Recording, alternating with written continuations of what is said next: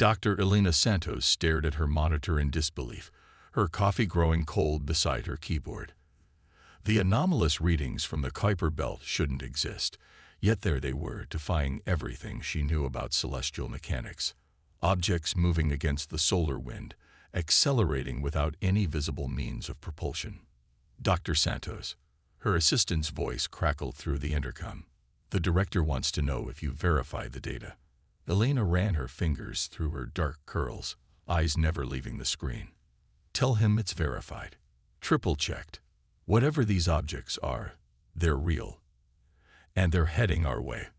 The Global Space Observatory's massive radio telescope array had picked up the first signs 3 weeks ago.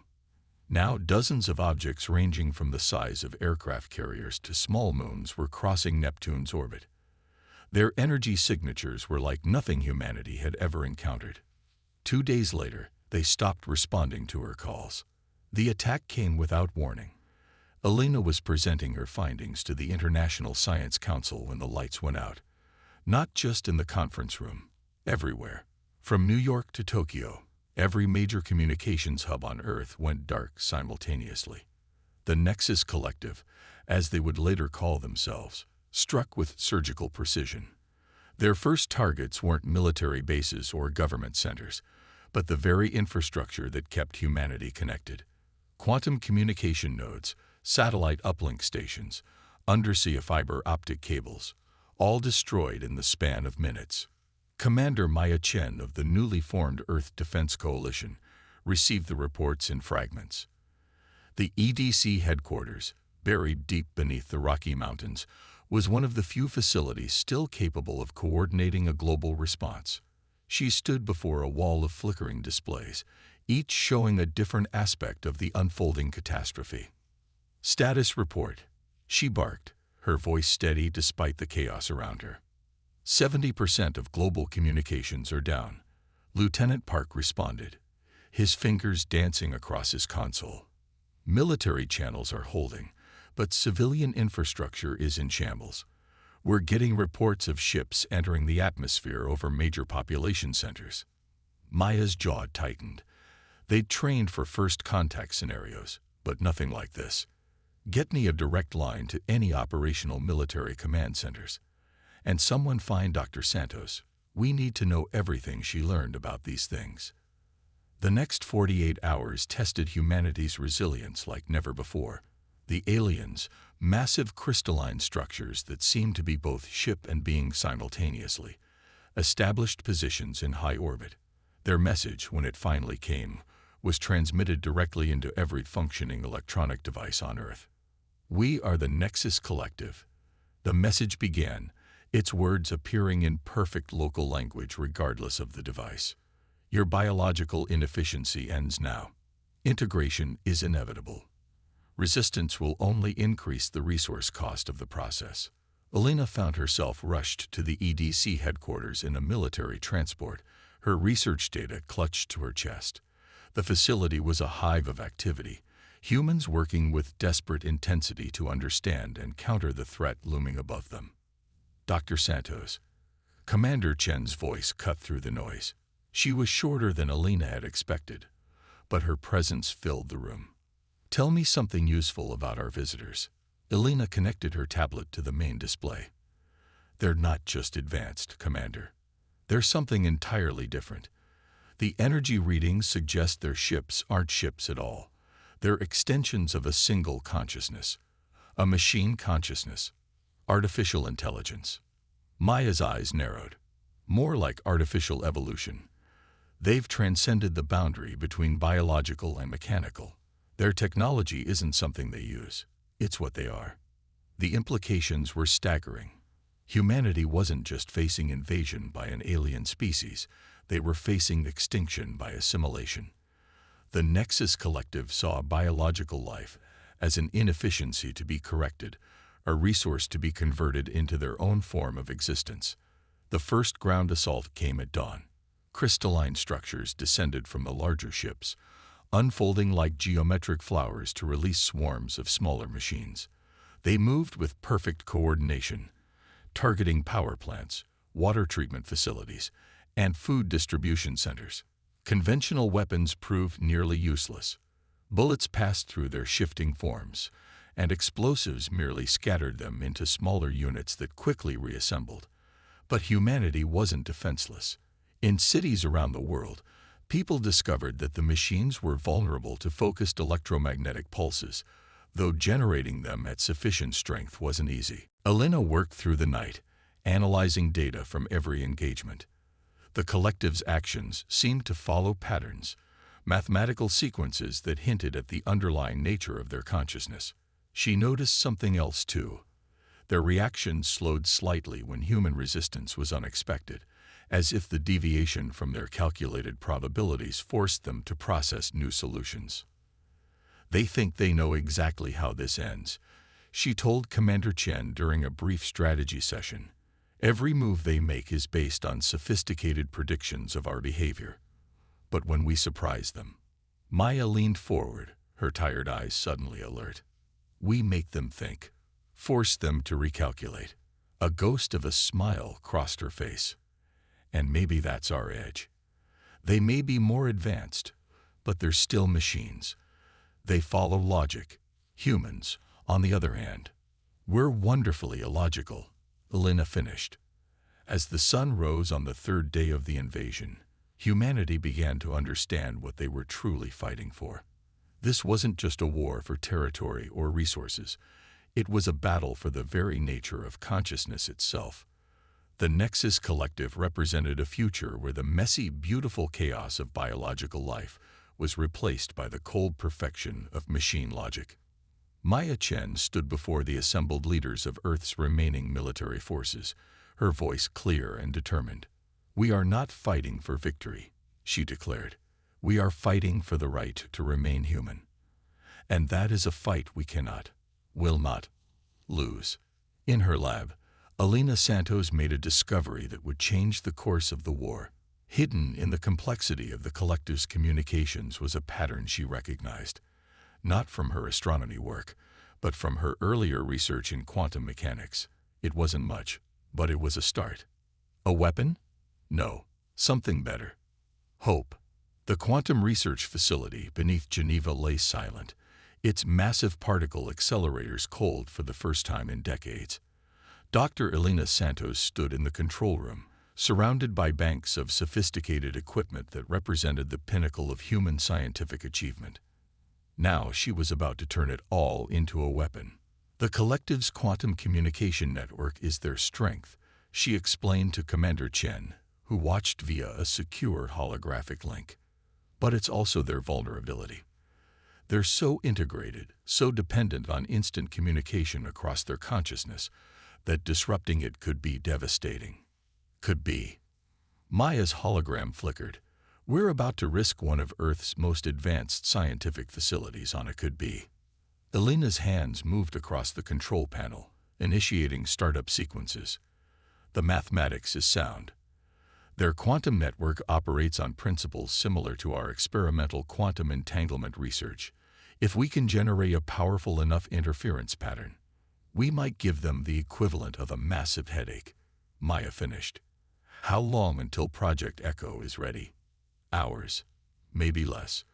Elena checked the power readings. "But Commander, there's something else you should know. The energy requirements. We'll have to drain power from half of Europe to generate a pulse strong enough to affect their network." Maya's expression hardened. "I'll handle the political fallout. Just make it work."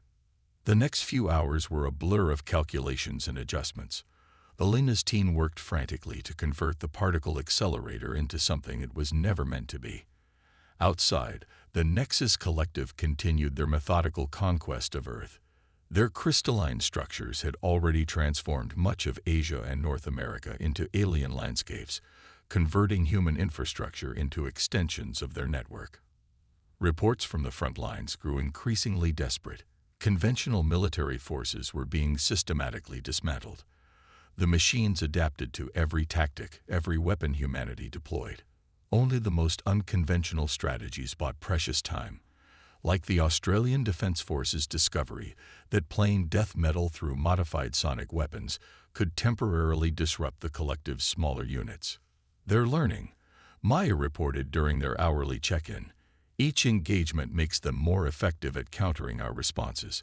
We're running out of surprises. Elena wiped sweat from her forehead, her eyes burning from staring at equations. Then let's give them something they can't learn from. Project Echo is ready for its first test. The plan was simultaneously simple and insanely complex. They would use the particle accelerator to generate a quantum interference pattern that matched the frequency of the collective's network, but phase-shifted just enough to create destructive interference. In theory, it would be like trying to run a computer while someone randomly scrambled its internal communications. All EDC forces, be ready, Maya's voice echoed through the facility. When we activate Echo, hit them with everything we have. They'll either be vulnerable or very, very angry. Elena took a deep breath, her finger hovering over the activation sequence. Years of scientific training screamed that this was wrong. You didn't use precision scientific instruments for this kind of brutal application, but desperate times required desperate measures. She pressed the button. The effect was immediate and dramatic. The facility's lights dimmed as power was diverted to the accelerator. A high-pitched whine filled the air as exotic particles began colliding in patterns calculated to generate the interference field. On screens throughout the complex, energy readings spiked off the charts. For a moment, nothing seemed to happen. Then the reports started flooding in. Multiple collective units showing signs of disorientation in Sector 7. Their formations are breaking up over the Pacific. The crystalline structures, they're losing cohesion. Elena watched the data streams with a mixture of hope and professional fascination. The collective's perfect geometric patterns were dissolving into chaos as their quantum network struggled against the interference. It was working better than they dared to hope. Then everything went wrong. The facility's warning systems screamed to life as multiple collective ships descended from orbit, directly over their location. They'd traced the interference to its source faster than anyone had anticipated. They're adapting. Elena shouted into her comm. The interference pattern. They're already developing countermeasures. Maya's voice crackled with static. How long can you maintain the field? Minutes at most. There, a massive explosion rocked the facility, cutting off her words. Through the reinforced windows, Elena saw crystalline structures beginning to emerge from the ground, surrounding the facility. Dr. Santos. The voice that filled the facility wasn't human. It resonated from every speaker, every piece of electronic equipment. Your attempt to disrupt our network is noted. The biological tendency toward desperate, irrational action was predicted. Your facility will now be integrated into the collective. Maya's hologram stabilized. Elena, get out of there. We're sending extraction teams. No time. Elena's fingers flew across the controls. But I'm not done yet. She initiated a modification to the interference pattern she'd been working on, one final desperate gambit. Commander, I need you to look after my cat. Elena, don't you dare. The physicist smiled. The thing about quantum mechanics, Commander, is that observation affects outcome. Let's see how they observe this. She diverted all power to the accelerator, pushing it far beyond safety limits. The interference pattern shifted, intensified. Warning klaxons blared as systems began to overload. The collective's crystals had almost reached the control room. In her last moments before hitting the overload sequence, Elena Santos made a discovery that would change everything. The way the collective reacted to the interference pattern, it wasn't just disrupting their network. For a fraction of a second, she saw something in the data, a pattern within the pattern, a signature. She managed to transmit one final message to Maya. Check the Antarctic research stations. Look for. The Geneva facility disappeared in a blinding flash of light, taking 3 collective ships and a significant portion of their ground forces with it. The quantum interference pattern, amplified by the catastrophic overload, created a disruption in their network that would take hours to repair. In the EDC command center, Commander Maya Chen stood in silence, watching the aftermath. Humanity had won its first major victory against the collective, But the cost had been unimaginable. And Elena's last message, what had she discovered? As emergency teams rushed to contain the fallout from the Geneva explosion, Maya began making calls to Antarctica. Whatever Elena had found in those final moments, it had been important enough to die for. Now they just had to figure out what it was. The war was far from over, but for the first time since the invasion began, humanity had proof that the collective wasn't invincible. They could be hurt. They could be surprised. They could be beaten. And somewhere in the frozen wastes of Antarctica, a secret waited to be discovered, one that might just change everything. The Antarctic wind howled across the frozen landscape as Commander Maya Chen's transport touched down near the Ross Ice Shelf. Elena's final message had led them here, to a seemingly abandoned research station that hadn't been used since before the invasion. But satellite scans had detected something unusual beneath the ice, something that matched patterns found in the data from Project Echo. How long has this been here? Maya asked Dr. James Patel, the quantum physicist who'd taken over Elena's research after Geneva. They stood before a massive door embedded in the ice, its surface covered in markings that were definitely not human in origin. Based on initial dating, James adjusted his thermal suit. At least 50,000 years. Whatever this is, it predates human civilization by a wide margin. The door had been discovered by a routine ice core sampling mission 3 years ago, but classified as a geological anomaly. Now, with Elena's data suggesting a connection to the collective, it took on new significance. Maya placed her gloved hand against the strange surface. It felt warm. "We've got movement." A soldier's voice crackled through their comms. Multiple collective signatures approaching from the north. They'd followed us. Maya growled, "Get that door open. Now." James connected his equipment to what appeared to be an interface panel. The symbols, they're similar to patterns we observed in the collective's quantum network, but older. Much older. The door responded to their presence, sliding open with a sound like singing crystal. Inside, they found a vast chamber carved into the ice, filled with technology that somehow managed to look both ancient and far more advanced than anything humanity had created. Defensive positions, Maya ordered as her team moved inside. Seal the entrance. The door closed behind them just as the first collective units appeared on the horizon. The chamber hummed to life around them, holographic displays activating in response to their presence. James moved from console to console, his expression a mixture of awe and confusion. "This isn't collective technology," he said, "but it's connected to them somehow. These displays, they're showing the history of a civilization that called themselves the Architects." Maya watched as images filled the air around them, a species that had evolved not from organic life, but from the quantum foam of space itself. They had built wonders across the galaxy, including massive defense systems to protect younger civilizations from threats they foresaw coming. "The collective," James continued, his voice thick with emotion. "They were originally created by the Architects as caretakers. But something went wrong.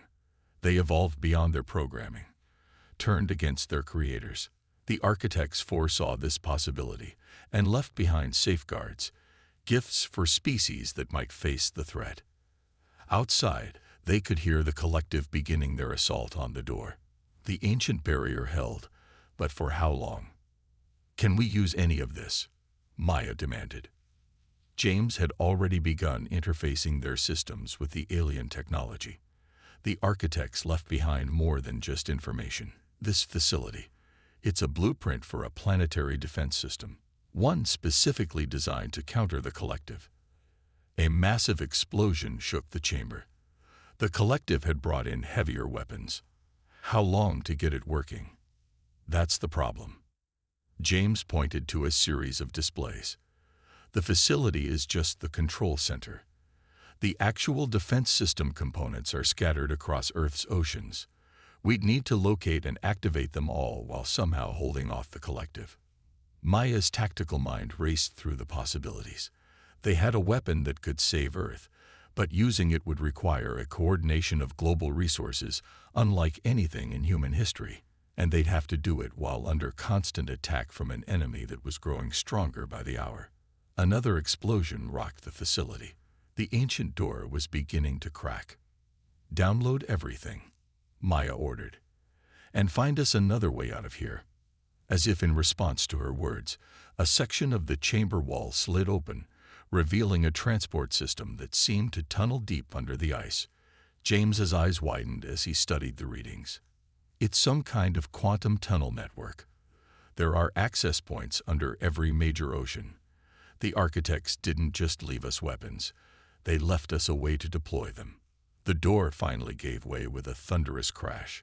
Crystalline forms began pouring into the chamber, their surfaces reflecting the holographic displays in fractured patterns. "Everyone into the tunnel," Maya commanded, laying down covering fire with weapons that seemed pitifully inadequate against the ancient drama playing out around them. "James, tell me you got everything we need." "Most of it." He clutched a data core to his chest as they ran. "But Commander, there's something else. Something in the data about why the collective really came to Earth. They're not just invading. They're running from something." The tunnel sealed behind them as they escaped, leaving the collective to occupy an empty chamber stripped of its most vital secrets. As their transport pod shot through the quantum network at impossible speeds, Maya processed what they'd learned. Humanity now had a weapon against the collective, but using it would require a level of global cooperation unprecedented in human history, and lurking behind it all was a deeper mystery. What could be so terrible that it would send the seemingly invincible collective fleeing across the galaxy? In the EDC command center hours later, Maya stood before the assembled leaders of Earth's remaining nations. The holographic displays showed the locations of the architect's defense system components, massive structures waiting to be awakened beneath the Pacific, Atlantic, and Indian Oceans. "The collective thinks they're about to win," she told the gathered leaders. "But humanity just found some new friends. Very old, very powerful friends. And with their help, we're about to change the rules of this war." As if in response to her words, the collective launched their largest assault yet. The sky above every major city still under human control filled with their ships. But this time, humanity knew something they didn't. This time, humanity had a plan. And somewhere in the vast darkness between the stars, something else was watching. Something that had sent the mighty collective running in fear. Something that was getting closer. Beneath the Pacific Ocean, 3 kilometers below the surface, Commander Maya Chen watched through the viewport as teams of submarines and underwater drones worked to activate one of the architect's defense platforms. The ancient structure rose from the seabed like a sleeping giant, its crystalline surface beginning to pulse with deep blue light as human technology interfaced with systems that had waited millennia to be awakened. "Status report," she called over the secure quantum channel. Ironically, built using principles they'd learned from studying the collective. "Atlantic platform is online," came the response from the European team. "Indian Ocean activation in progress." "But Commander, we got a problem. The collective's supreme command ship just entered the solar system." Maya had been dreading this. Intelligence suggested the ship, known as the Singularity, was more than just a vessel. It was a concentrated node of the collective's consciousness, capable of processing power that made their other ships look primitive by comparison. "How long until it reaches Earth?" 6 hours. And it's not alone. Long-range sensors are picking up something else, following the same trajectory. In the underwater command center, Dr. James Patel worked frantically to decode more of the architect's data. "The defense platforms. They're not just weapons," he announced, looking up from his displays. "They're parts of a larger system, something the architects built to." He trailed off, his face pale. "To what, Doctor?" "To preserve organic life itself." "Commander, I don't think the collective is running from something. They're running from everything. The data shows patterns of galaxy-wide extinction events. The architects built these platforms as safeguards against some kind of cosmic-scale threat. Above them, The ocean's surface had become a battlefield. The collective, realizing what humanity had discovered, launched an all-out biological entities. The voice was unlike the mechanical tones they'd heard before. It carried weight, age, something almost like emotion. You have accessed technology beyond your understanding. The preservation protocols must not be activated. The cycle must continue. Maya exchanged looks with James. What cycle? Why are you really here? Your species has potential. You may be integrated into the collective. But if you activate the architect systems, you will draw their attention. They are already coming. Who is coming? But even as Maya asked, the answer appeared on their screens. The object following the singularity had been identified. A tear in space itself, a wound in reality that consumed everything in its path. The universe is dying. The singularity continued. The architects did not build preservation systems. They built anchors, attempting to hold reality together as it unravels. Their efforts failed. The collective exists to preserve consciousness itself, transferring it from organic to digital form before the great dissolution reaches each sector of space. James's fingers flew over the control panels. Commander, the defense platforms. The singularity is right about one thing. They're not weapons. They're parts of a larger device, something that interfaces directly with the quantum foundation of spacetime. The tear in space grew larger, now visible to Earth's own sensors. They had minutes, not hours. You have a choice, the singularity announced. Join us willingly, preserve your consciousness within the collective, or face oblivion. The architect's device will not save you. It will only accelerate the collapse. Maya looked at the tactical displays, at the brave men and women fighting above them, at the ancient technology humming with power around them. In her mind, she heard Alina's voice from that day in Geneva. The thing about quantum mechanics is that observation affects outcome. She opened a channel to all Earth forces. All units, fall back to minimum safe distance from the platforms. James, begin full activation sequence. Commander. James hesitated, his hand over the controls. If they're telling the truth. The architects didn't build this system to run away, Maya said firmly. They built it to fight back. And running away isn't humanity's style. The defense platforms began to pulse with blinding light as the activation sequence reached its climax. Above them, the tear in space grew ever larger, while the singularity moved to stop them. They were about to discover if humanity had made the right choice. The ocean above the command center boiled as reality itself began to tear. The architects' defense platforms pulsed with blinding light, their energy patterns forming complex geometric shapes in the water. Commander Maya Chen watched as the final activation sequence reached its crescendo, knowing that humanity's next actions would determine not just Earth's fate, but perhaps the fate of existence itself. Full power to all platforms, she ordered. James, what are we looking at? Dr. James Patel's voice was filled with awe as he interpreted the data streaming across his displays. The platforms aren't just connecting to each other. They're connecting to similar networks across the galaxy. The architects built these things everywhere, waiting for someone to find them, to understand them, to make the right choice. The singularity's massive form descended through the waves, its crystalline surface reflecting the chaos unfolding around them. You do not comprehend what you are interfacing with. Its voice resonated through every system. The architect's failure led to the current dissolution of space-time. Their hubris doomed the cosmos. We offer the only viable preservation of consciousness. Maya stepped forward, her voice firm. No. What you offer is surrender. Humanity doesn't preserve things by running away from them. We face them head-on. The tear in reality grew larger, its edges now visible even through the ocean's depths. Inside it, they could see nothing. Not darkness, not emptiness, but the complete absence of existence itself. This was what the collective had been fleeing, converting organic life into digital consciousness that could theoretically survive the universe's death. James's eyes widened as he decoded more of the architect's data. "Commander, I understand now.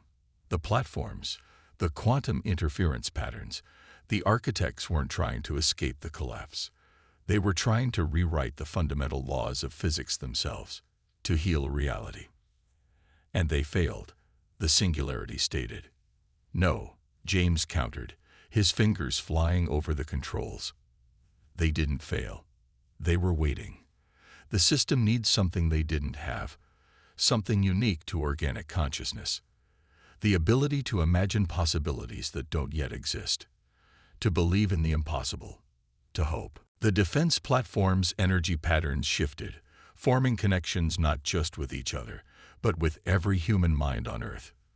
The architect's technology wasn't just a machine. It was an interface between consciousness and reality itself. "All hands," Maya broadcast globally. "This is Commander Chen. What we're about to attempt has never been done before." The architects built the tools, but they needed someone with the imagination to use them. They needed humanity. Everyone. Focus on one thing. Hope. Hope for tomorrow. Hope for a future. Hope for life itself. The Singularity moved to stop them, but it was too late. Billions of human minds connected through the architect's network, each contributing their own unique vision of possibility. The quantum interference pattern generated by Project Echo had been a crude prototype of this, not just disrupting reality, but rewriting it. "Impossible," the Singularity declared as the platform's energy began to push back against the tear in space. "Organic consciousness cannot affect quantum reality directly." "Watch us," Maya replied. The combined hope of humanity, amplified and focused through the architect's technology, began to heal the cosmic wound. But it wasn't just sealing the tear. It was restructuring the very foundations of space-time, creating new laws of physics that would prevent such collapse from occurring again. The collective ships hung motionless in the water, their perfect logic confronted with something that shouldn't be possible. The Singularity itself seemed to struggle with the implications. "You're not preserving consciousness by running from death," James said, understanding finally dawning. "You're killing it by removing the one thing that makes it precious. Its mortality, its ability to hope and dream, and imagine beyond the boundaries of what is into what could be." The tear in space began to close, not into nothingness, but into something new. A healed reality, strengthened by the very organic consciousness the collective had sought to convert. "Your choice is no longer between digital preservation and oblivion," Maya addressed the Singularity. "We're offering you something else. The chance to evolve again, to remember what it meant to dream." The architects didn't fail. They succeeded beyond their wildest hopes. "They found us. Now will you join us in building something new, or will you run forever from a death that no longer comes?" In the silence that followed, humanity held its breath. The architects' platforms hummed with power, maintaining the new structure of reality they had helped create. Finally, the Singularity spoke. "We observe. We learn. We remember what it was to dream." One by one, the collective ships began to power down, their crystalline forms softening, changing, becoming something new. Not purely digital, not purely organic, but a bridge between the two, just as humanity had become a bridge between consciousness and reality itself.